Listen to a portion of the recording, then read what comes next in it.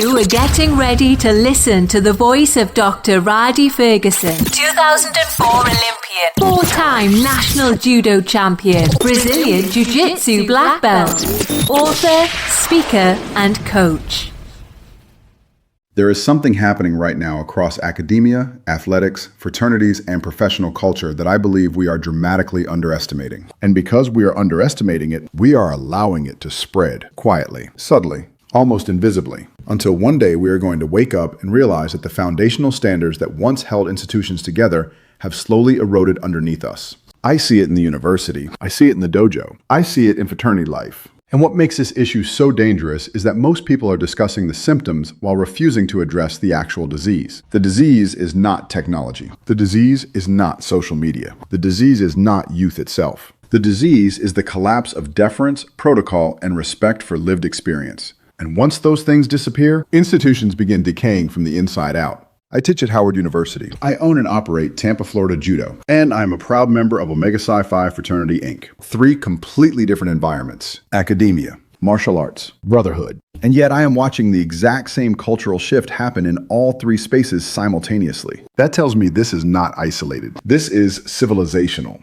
In the university, I see students increasingly struggling with engagement protocol. Not because they are unintelligent. Many of them are brilliant. But brilliance without structure becomes chaos. Students arrive highly informed digitally, but underdeveloped interpersonally. They know how to communicate instantly, but not professionally. They know how to express opinions, but not how to engage hierarchy. They know how to react, but not how to listen. And many genuinely do not understand the difference between colloquial communication and intellectual communication. That distinction matters, because what separates the intellectual space from the casual social space is communication and presentation. Intellectual spaces require discipline. Discipline of speech. Discipline of listening.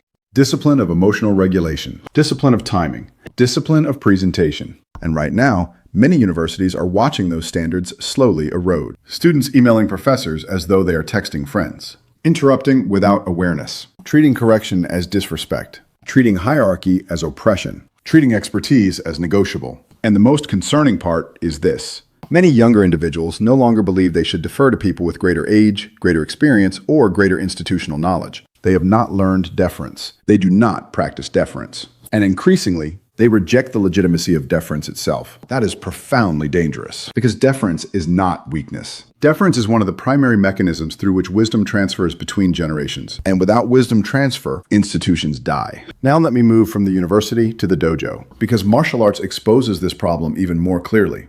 A dojo cannot function without hierarchy.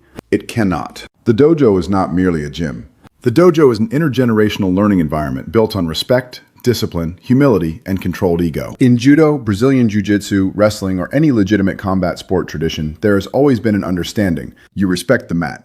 You respect the process. And you respect those who came before you. Not because they are gods, but because experience matters. A young athlete may be stronger, faster, more explosive, more athletic. But there are lessons an older coach understands that cannot be learned from YouTube, TikTok, AI, or Instagram Reels. Lessons about pressure, failure, timing, fear, patience, recovery, leadership, sacrifice. Those lessons were paid for with decades. And yet now, increasingly, I see younger athletes who believe access to information has made them equal in wisdom to people who have spent 40 years in combat sports. That is confusion masquerading as confidence. And because they do not understand deference, they struggle with coaching. They struggle with correction. They struggle with surrendering ego long enough to truly learn. And once humility disappears from a dojo, development slows dramatically, because ego blocks instruction. Now let me take this one step further. I have seen this exact same phenomenon bleeding into fraternity life. In Omega Psi Phi Fraternity, Inc., historically there was a deep understanding that older brothers carried institutional memory, not just organizational memory, life memory, wisdom earned through time. And younger brothers understood that part of becoming a man was learning when to speak and when to defer.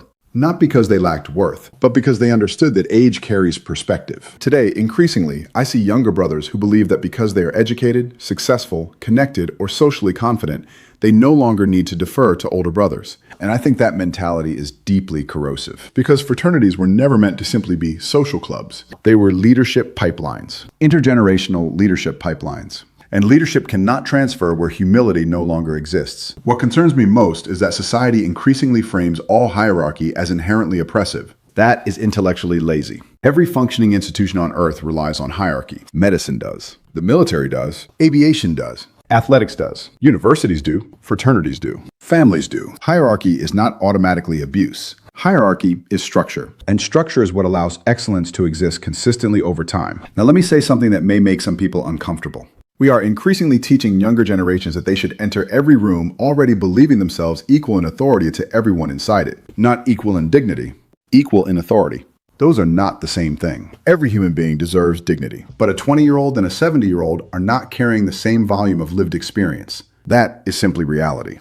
And reality matters. A person who has survived 7 decades possesses informational depth that cannot be replicated quickly. That individual has buried friends, lost opportunities, made catastrophic mistakes, recovered from failures, watched economic cycles, watched political cycles, watched institutional collapse, watched ego destroy leadership, watched arrogance ruin families and careers. That matters. And one of the great lies modern culture is telling young people is this: that access to information is equivalent to wisdom. It is not. Wisdom is pattern recognition across time. Wisdom is restraint. Wisdom is understanding consequences before they arrive. Wisdom is emotional regulation under pressure. And wisdom still requires years. No app can replace years. No algorithm can replace years. No AI can replace years. And if institutions stop honoring that truth, institutions eventually lose the ability to reproduce wisdom culturally. That is where corrosion begins.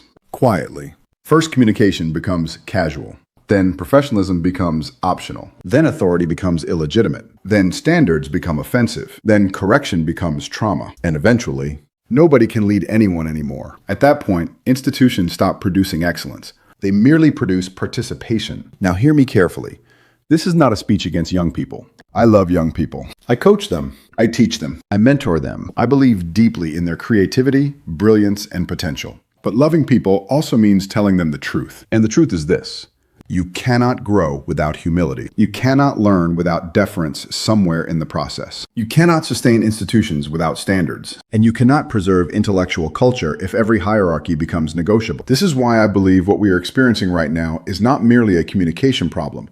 It is a philosophical problem, a civilizational problem, because communication reflects worldview. And when people lose the ability to recognize earned authority, accumulated wisdom, and institutional structure, society begins fragmenting into perpetual ego negotiation. Everybody talking, nobody listening. Everybody reacting, nobody learning. Everybody equal in voice, nobody willing to acknowledge experience. That is not progress. That is decay. So what do?